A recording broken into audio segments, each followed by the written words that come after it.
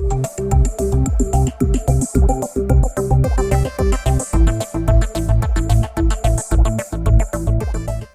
I'm Greg. I'm Billy. And we're the Fuji guys. And Fuji guys, on this video, we're going to talk about all the top features of this amazing SL1000 camera. What's so amazing about it? Well, there's so many things, as Billy's about to show you, but one of the most amazing things is this incredible 50 times power zoom lens. So, Billy, let's dive in and find out about all the top features on this amazing camera.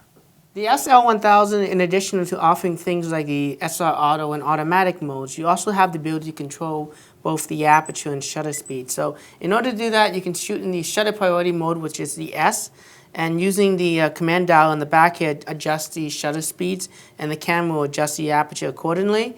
Or you can set it to the aperture mode, and then the camera, as you adjust the aperture on the camera, the shutter speeds will be adjusted accordingly.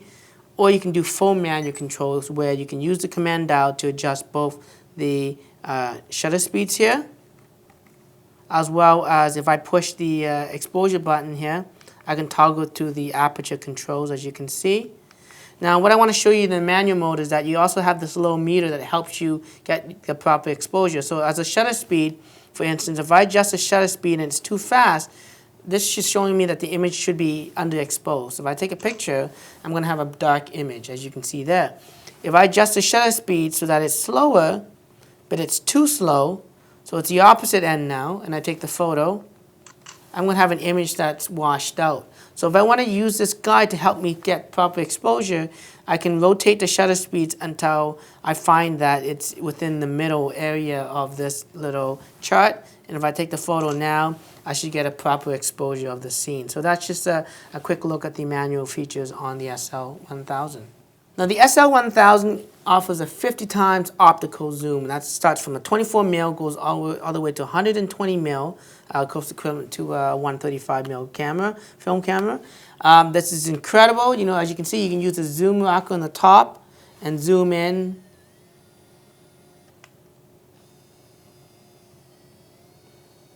As you can see, it's very smooth, but you actually have 49 different steps. So if I just click it one time, I can zoom in 49 different times, or I can just hold it down.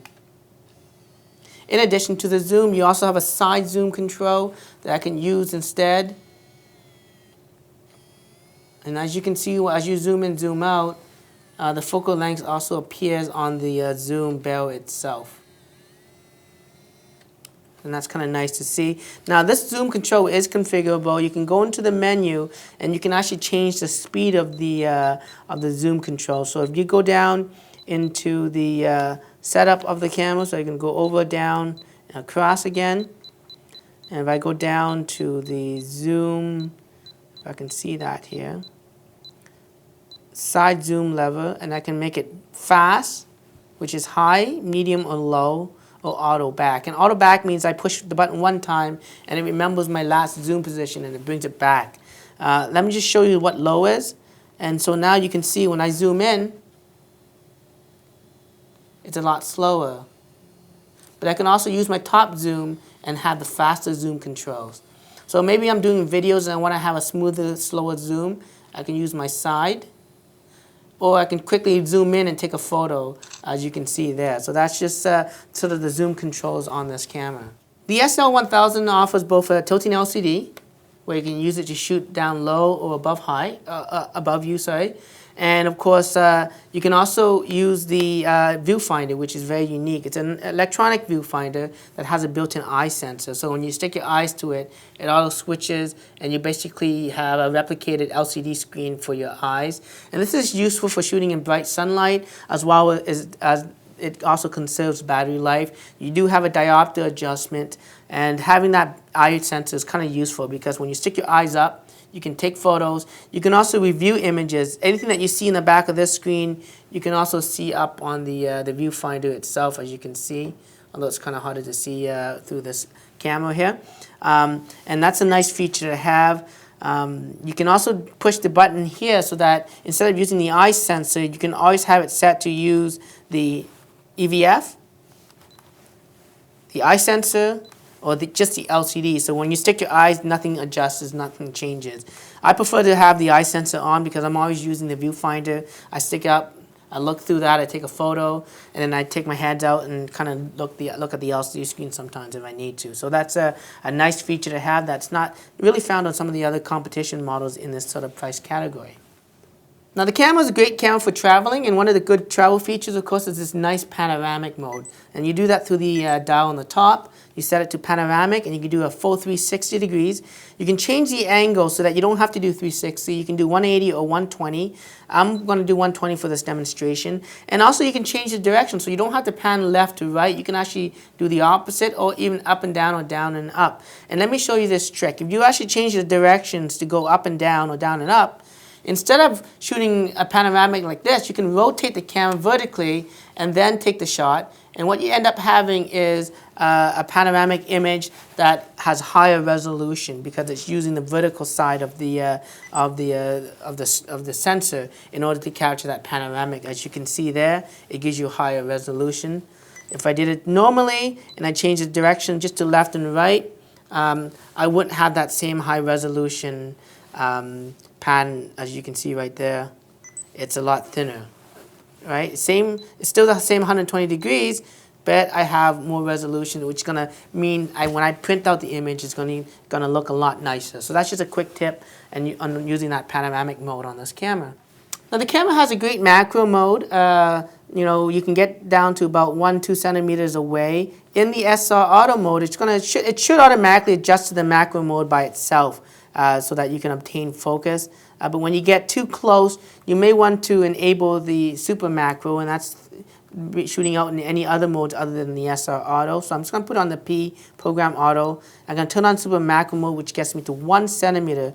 Now I can basically be touching this pencil, take that nice cool photo as you can see there, and get really sharp details. If I zoom in on the image, you can see, I can even see the actual paint kind of that's on this pen. So this is kind of nice to see.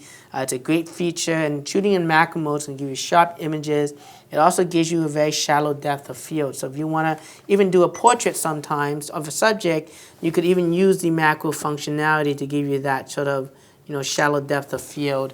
And as you can see there, I took a picture of the bobblehead in the background has that little soft out of focus area in the back. Now the SL1000 is not a DSLR, so unlike a DSLR which has a very large sensor, sometimes it's harder to create that shallow depth of field. And a lot of times you ask me, how you can isolate the subject. One thing, of course, is to use the macro mode and take a closer shot, which is automatically going to give you sort of a more shallow depth of field to the scene itself, as you can see here. In addition to that, of course, instead of taking a normal shot where you're framing the subject like that, you can step further back and zoom in on the subject instead, and that's going to help you isolate the subject. And as you can see there, the background is slightly defocused, as you can see, and that's going to give you sort of an idea of how you can use that feature. If you're taking this camera for night photography and you're doing landscape, there's this cool mode. You go to the advanced dial, you push the menu OK button, and it's called Pro Low Light. And in that mode, it's going to allow you to take multiple shots of the same scene, and it's going to merge it together to give you a cleaner looking image. So you want to have this camera obviously on a tripod or keep it very steady. And as I take the shot, it actually takes 3 additional shots behind it, and it processes the information and gives you a cleaner looking image, especially more effective when you actually shoot in low light situation where the ISO needs to be very high. Of course, in the advanced mode, you can also go in and change it to shoot in other modes, like the HDR mode that gives you increased dynamic range so that the highlight areas and the shadow areas stay in detail. So in this scene, again, it took 4 shots, of which it tries to hold the details in the highlights as well as in the dark shadow area so that you get an increased dynamic range. Of course, in the advanced mode, there's other cool things that you can do, like 3D shooting, as well as natural light and flash, which basically takes 2 shots, one with flash, one without flash, and basically gives you sort of the best of both worlds. Kind of neat feature to have, because it takes a picture really quick so that you don't miss the same scene, and then you get the choice of the one with the flash or the one without the flash, and you kind of decide what you like better. Let's take a look at the advanced filter features on the SL1000. To get into the mode, you have to change the mode dial to the advanced mode and then push the menu OK button. It brings you to another selection option, and again, you can push OK. And now we're into the advanced filter features. You have things like toy camera effect that gives you sort of vignetting. You got sort of a miniature effect, great for creating sort of dioramas. There's a pop color. It obviously saturates the color a little bit more and adds more contrast. You got a high key effect. You got soft focus effects for when you want to do sort of portraits, I guess. You have this little star pattern effect, which is kind of cool, and I'll show you some examples of that. You have partial colors, as you can see. You can choose from certain colors, and everything else becomes sort of monochrome. So here you have red, so only the reds are appearing. You got green, orange, you got yellow, you got green, you got blue, as you can see there, and as well as purple. So I'm going to select maybe red. I'm going to take a photo of that. As you can see it live, the effect, but you take a snapshot, you also see that it's saved there as well.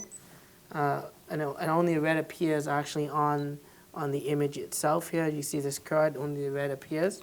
Of course, you also have other options like the cross screen effect, and it sort of gives you sort of that glittering flash look. So if I take a snapshot, it's going to process the file, and you're going to get to see that. This is kind of a cool effect to have, as you can see there. Anything that has high brightness is going to create these little cross screens, as you can see right there. And let's see if it's anything here on the Fuji guys. Look at that, his teeth. Shiny, very smiling. So these are cool effects that you can find on the SL1000. Let's take a look at the SL1000's full HD video capabilities. To start recording, all you have to do is push the record button. You could be in any shooting down mode, and you can basically shoot full HD videos. You can also take photos during your videos by pushing the shutter button. So I can take a snapshot here, and it allows me to take a photo while the recording still continues. I can also zoom in, zoom out using my zoom controls, as you can see there. And of course, you can also use the side level zoom as well, and it helps you to zoom in, zoom out. Of course, you can also control the zoom speed at which it zooms via the settings. To start recording, you push the record button, and of course, it stops right there. You can play back the videos like that, and just as you can see, this is the image that's being captured. It's set at 16:9 small, which is approximately 3 megapixels. And then, of course, I can see my video here, and as I push down, you can see that it's recording. It's actually recording at full HD at 60 frames a second. That's why it looks so smooth. If you go into the menu of the camera, if you push the menu OK button, you can configure the different video modes. So you don't have to shoot at full HD at 60 frames. You can do it at 720p. There's also in a 640, 480 mode, and then of course there's these high speed modes at high frame rates at 120 up to 480 frames a second. But of course the resolution gets smaller and smaller, and there's no audio during that type of recording. Okay, I'm just going to set it back to full HD again. Close enough.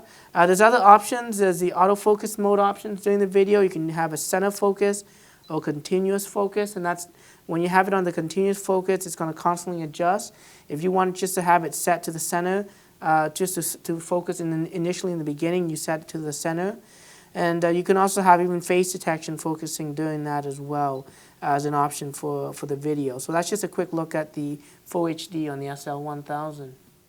The SL1000 can capture up to 10 frames a second shooting in the high-speed shooting mode. To access that mode, all you have to do is push the high-speed button right there, and it brings up the continuous shooting options. You got very high speed, which is the 10 frames a second, and you got slower settings right there. So I'm just going to set it to the highest speed. And basically, you can pre-focus to get the focus down, and when you push all the way down, it'll fire a bunch of shots, and it'll store that onto the memory card itself. Once it's stored, it actually groups the images together. So when I push the playback on the camera here, you'll see that the images are actually grouped into the smaller frame. And to see individual images, you have to push down on the directional pad.